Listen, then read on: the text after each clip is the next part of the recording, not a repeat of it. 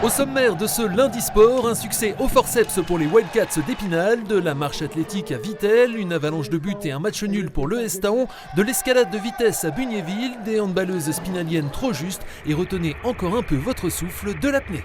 Clément Noël dives for the line and takes the lead. Mais l'actu, c'est tout d'abord un nouveau succès historique pour Clément Noël en s'imposant ce dimanche sur la mythique piste de Kitzbühel. L'enfant du Ménil, licencié à Val d'Isère, a dépassé le record de Jean-Noël Augère et est devenu le slalomeur français au plus grand nombre de victoires en Coupe du Monde, 14 désormais.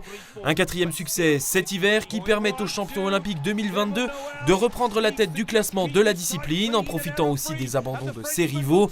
Il s'élancera donc avec le dossard rouge de leader de la spécialité dès ce mercredi, toujours en Autriche, sur le slalom nocturne de Schladming. Clément Noël wins here in Kitzbühel for the second time in his career. Une troisième victoire d'affilée pour les Wildcats d'Épinal, leaders de D1 qui ont dû batailler samedi soir à Poisson-Pré face aux Yétis du Mont-Blanc. Après avoir ouvert le score après seulement 10 secondes de jeu, les Spinaliens se sont retrouvés menés 2-1 au cœur d'un match très engagé et plein de petits coups. Malmenés, les Verts et Noirs bénéficiaient alors d'un tir de pénalité pour une dissimulation du palais d'un joueur adverse, sanction exécutée par le spécialiste de l'exercice, Mathus Rudzan.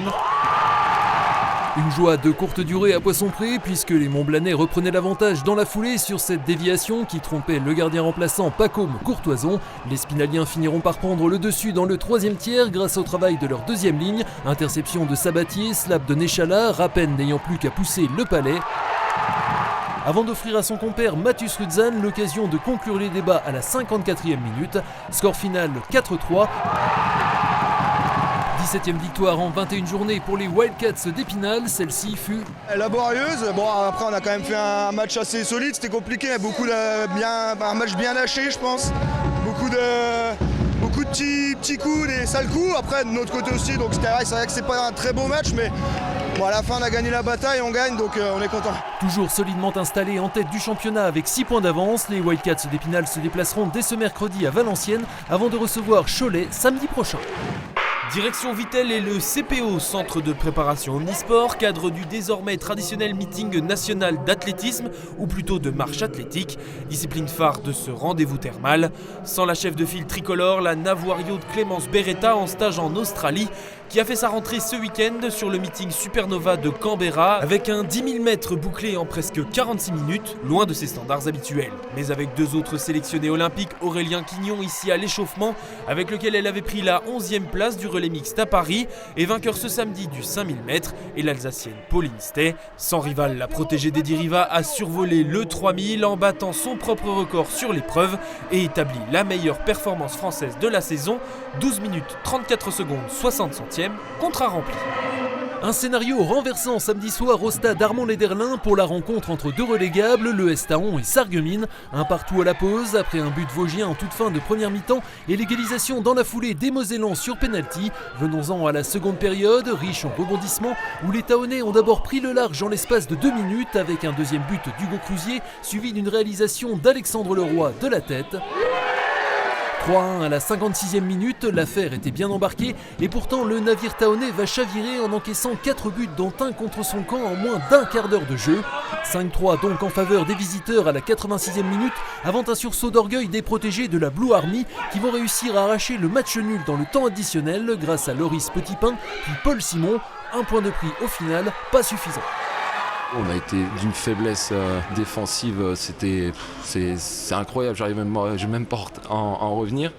De prendre 4 buts comme ça en seconde période, surtout dans la situation dans laquelle on est, mais voilà le petit point positif et ça montre encore l'état d'esprit de ce groupe. Voilà, à mener 5-3 à 5 minutes de la fin, on a su arracher le point. À la limite de la zone rouge, Taon se déplacera dans 15 jours chez le Besançon Football. Toujours en N3, à noter la défaite de l'US Raon l'étape qui s'est inclinée dans le temps additionnel 1-0 face à Belfort. Les Raonais sont derniers et recevront les SR Colmar mardi soir en match en retard. En National 2, le SAS a arraché le nul de partout à Feigny-Aulnois.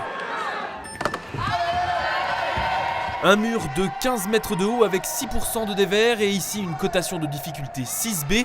À gravir le plus rapidement possible, c'est le principe de la vitesse, l'une des 3 disciplines olympiques de l'escalade dont les championnats Grand Est se tenaient samedi à la Halle des Sports de Bugnéville sur un équipement créé fin 2023. Petit comité avec 26 engagés, mais de la qualité à l'image de ce duel entre la Mulhousienne Sacha Rosenblatt, 15 ans et demi, double médaillée lors des dernières Coupes de France, et l'Auboise Ambrecaille, 16 ans, vice-championne d'Europe U18 qui s'est adjugé le titre régional. Son partenaire de club Noah Jamais a fait de même chez les U20 seniors en signant le meilleur chrono du week-end, 6 secondes 38 centièmes, le record du monde étant à titre indicatif de 4 secondes 79.